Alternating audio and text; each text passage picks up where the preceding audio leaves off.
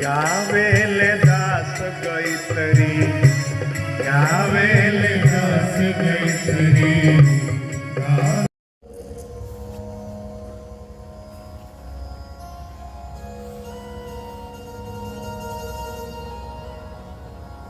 पति अपने पत्नियों को देवी मानना शुरू कर दें, अपने देवता जैसे हो जाएंगे, बनाना नहीं पड़ेगा।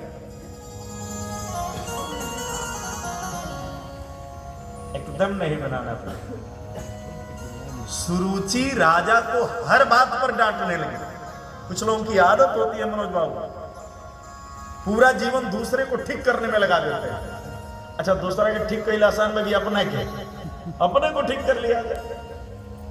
एक दिन रानी ने तय कर लिया, आज तो राजा को ठीक करके मानूंगी। दरवाजा बंद किया। अगर पत्नी उन्हें करकसा हो ना, तो पति बाहर टाइम ज्यादा देता है। हाँ, पता चलेगा राम कथा सुन के आएंगे, घर पहुंचते महाभारत शुरू।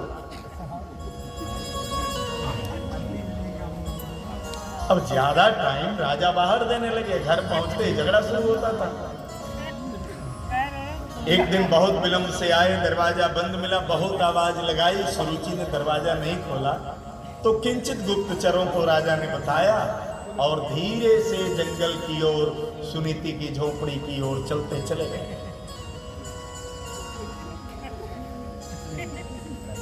कदमों की आहट पा करके सुनीति मैया ने मड़ई का टाट हटाया और पहले उत्तानपाद का चरण धूल उठा के माथे लगाया। उत्तानपाद ने कहा, इतने दिन बाद आया हूं, पहचानी कैसे? कही पदचाप से पहचानी। पहली माताएं इसी से पहचानती थी। हाँ, उस समय मोबाइल नहीं था, लेकिन पति जब ड्यूटी से आता था ना, कोई मैसेज नहीं रहता था। पत्नियां लोटा में पानी लेके खड़ी मिलती थी दरवाजे पर, लीजिए हाथ पांव धोइए, आइए जलपान करिए। नहीं, मोबाइल तो और ही विपत्ति करके। देखिए, आप लोग नियम बना लीजिए। हाँ,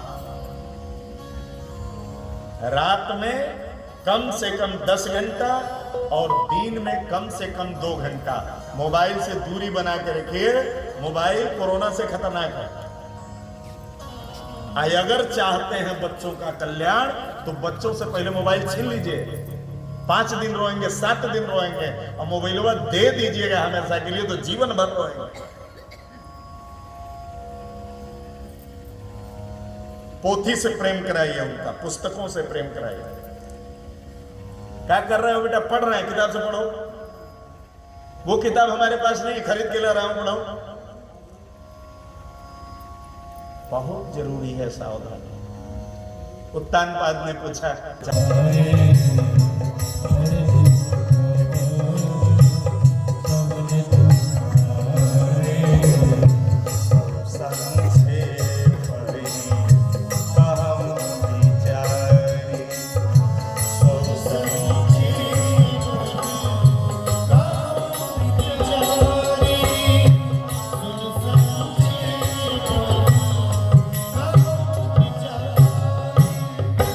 संक्षेप में बताना, सबसे बड़ा दुख क्या है?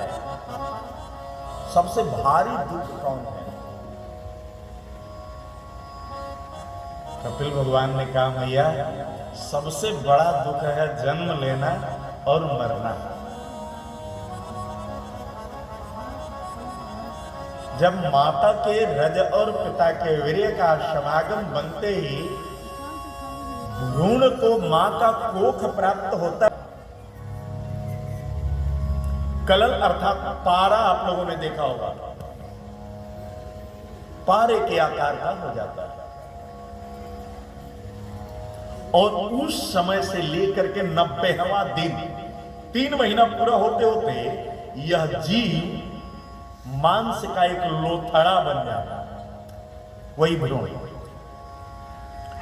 और तीसरे महीने के बाद शुरू होता है शरीर की संरचना।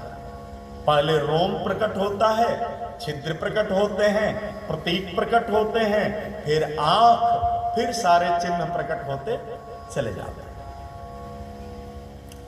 5वां महीना जब पूर्ण होता है ना मैया, तो 5वें महीने पूर्ण होने से लेके 6वें महीने में 5वें दिन तक भगवान इस जीव की प्राण प्रतिष्ठा करते हैं।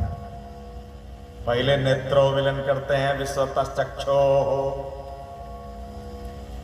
फिर कर्णपुट को ऊर्जा प्रदान करते हैं, मुखमंडल को ऊर्जा प्राप्त करते हैं, दंताधार प्रकट करते हैं, और तब मनोज्योतिर्जुखतामाज्य स बृहस्पतिरिकमिमं तनोत्परिष्टं यज्ञगुंसमिमं दधातु विश्वे देवासैनमादयन्ताम् ओम प्रतिष्ठा।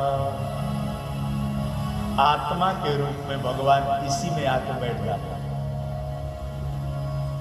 इस नाशवान शरीर में परमात्मा अपने अंश के रूप में अमर तत्व की स्थापना कर देता है।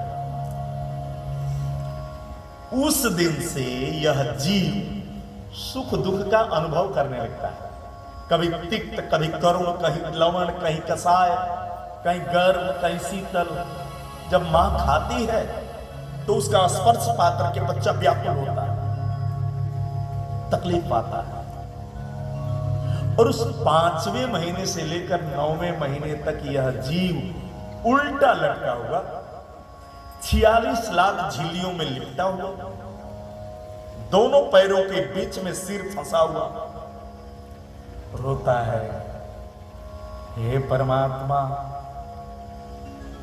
हमें इस कष्ट से मुक्ति दे दो। यदि हम कष्ट से मुक्त हो जाएंगे तो केवल आपका भजन करेंगे, आप हमारा उद्धार करो। करुणा निधान रहुआ जगत के दाता,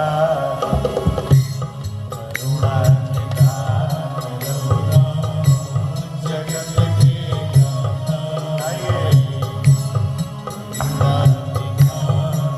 ये मंत्र प्रेम में सुखदेव जी वापस आश्रम चले आए। व्यास जी से पूरी भागवत पढ़ तो लिए, लेकिन सुनाने नहीं गए। जंगल में बैठ के 5 पेड़ों के बीच में वो भागवत गाते थे। महात्मा लोग कहते कथा आपकी बड़ी अच्छी होती है, लोगों को सुनाने क्यों नहीं जाते? सुखदेव जी कह लोगों को सुनाना बड़ा कठिन काम है। पेड़ों को सुनाना, नदियों को सुनाना, सरोवरों को सुनाना बड़ा आसान काम। मैं जब रास पंचाध्यायी गाता हूं, पेड़ों की डालियां झूमती हैं तो मुझे लगता है ये नर्तन कर रहे हैं। जब इसके पत्ते खड़कते हैं तो लगता है हमारे कीर्तन पर तालियां बजा रहे हैं। बड़ा आनंद है। सर्वप्रथम सुखदेव जी किसको सुनाने आए? परीक्षित जी महाराज को। और परीक्षित जी से कह रहे हैं, हे परीक्षित, जन्म लेते ही मैंने माता पिता का त्याग किया, लेकिन भागवत जी का प्रेम मुझे बुला ले गया। इस 7 दिन में तुमको दूसरा कुछ नहीं करना है, केवल भागवत जी की कथा सुन लो, तुम्हारा उद्धार हो जाएगा। लेकिन परीक्षित पहले सुन लो कि सुनना कैसे। भागवत जी की कथा कहना आसान है बेचारे, सुनना बड़ा कठिन है। कोई पढ़ा लिखा व्यक्ति पोथी जी को लेकर बैठेगा, पढ़ने लगेगा, कथा होने लगेगी। सुनना इतना कठिन है। धुंधकरिया जानबूझ के बांस में बैठा था। हाँ, कहे इसमें बैठे रहेंगे तो कोई विघ्न नहीं होगा, लोगों में बैठेंगे कोई इधर उधर करेगा, गड़बड़ हो जाएगा।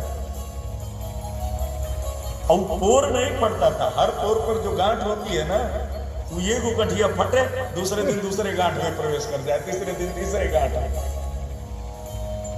वो गांठ क्या है? हमारा आपका काम, क्रोध, मद, लोभ, मत्सर और ईर्ष्या। यही 7 गांठ है, और 7 गांठों को तोड़ना अपने हाथ में। हाँ? लग जाएंगे तो गुरु कृपा हो जाएगी, ईश्वर कृपा हो जाएगी, फिर सब टूट जाएगा। सुखदेव भगवान ने कहा, हे परीक्षित, भगवान नारायण के नाभि कमल से ब्रह्मा जी प्रकट हुए, और ब्रह्मा जी जब कमल पर बैठे तो उनको चिंता हुई, को हम, मैं कौन? और 4 वेद के बाद वेद से वेद निकलते गए, वेद से वेद